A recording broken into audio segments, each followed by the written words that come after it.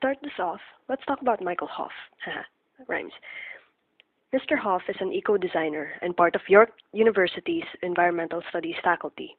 He wrote the landscape design classic City Form and Natural Processes from the 1980s.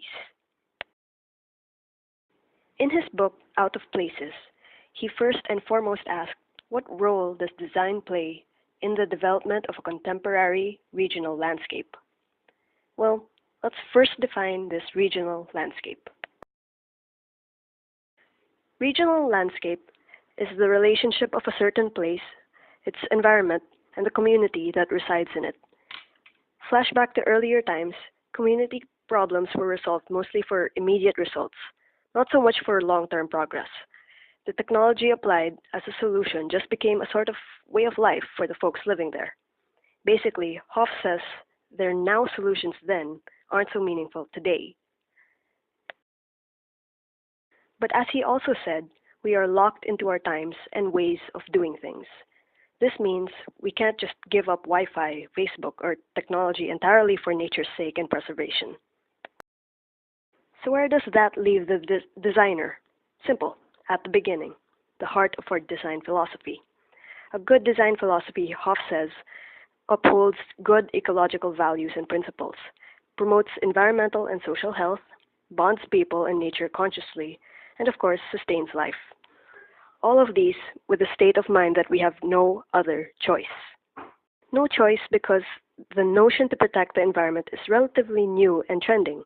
Come on, our earliest ancestors never would have thought we'd mess up the earth bad enough to need something like the Clean Air Act. Like, what the hell was that to them when there was clean air everywhere? Let's first define regional identity. It's everyone's reaction and perception of a place over a period of time. Like how you think your bedroom looks comfy since forever ago, but your parents perceive you to be a slob at first glance of your mess. Which now brings us to the bulk of this video, so listen up. These are Hough's 6 factors affecting regional identity. Number 1, knowing the place. Number 2, maintaining a sense of history.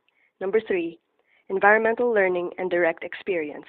Number 4, doing as little as possible. 5, sustainability. And 6, starting where it's easiest. The first factor then is knowing the place. It's all about how people use a place, what it has, and what it is, and nowhere else. Like a farmer in a farm farming.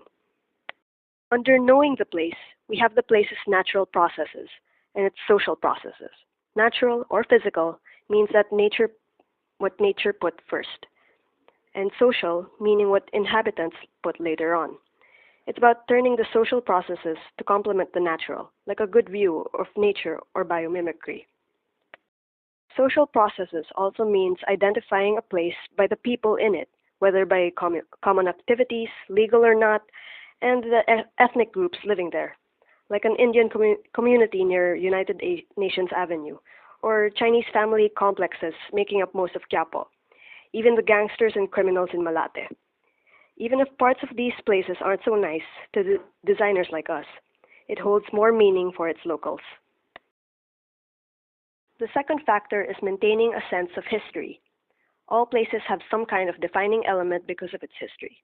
Any site you will be given to work on has some historical background. Removing these bits of heritage reduces a place's character, and it's ridiculous to even think of demolishing these historical landmarks. This shows that we need these historical reference points. Take this place, for example. A skyline full of human-scale buildings along neatly planned avenues. Looks like it can be just about anywhere until you see a single structure that differentiates it from everywhere else. Environmental learning and direct experience is our third factor. Imagine a chunk of nature reserve where the landscape is freely rolling and its inhabitants carefree and happy. It's clean, natural, and just about nice to be in. Now imagine that place stacked with factories, smog, and pollution. Not so great, is it? Being in a place is more than preserving what's in it, like zoos or aquaria. It's being aware of its environmental fragility. Now for the fourth, doing as little as possible. No. Leaving nature alone isn't the idea here. Any landscape, for whatever purpose, must respond to the user's needs and behavior. When there's a place with lots of activity, the amenities in that place have to mix in with that common activity, like food stalls and food trucks and mercato, vending machines for on-the-go places of transit or waiting, and even simply cleaning these places reflects on the behavior of people in that place. Almost done. Fifth, we have sustainability. This means human activity and technological systems contribute to environmental health and natural systems. If both sides relate well with each other, it's all good. Unfortunately, the biggest issue in the third world are all these developers who would rather more profit than care for 100-year-old forests. When designing them, we have to remember to retain natural elements because we can't simply replace them into afterthoughts. Lastly, it's all about starting where it's easiest. The changes we want to implement, not just as designers, should start closer to home.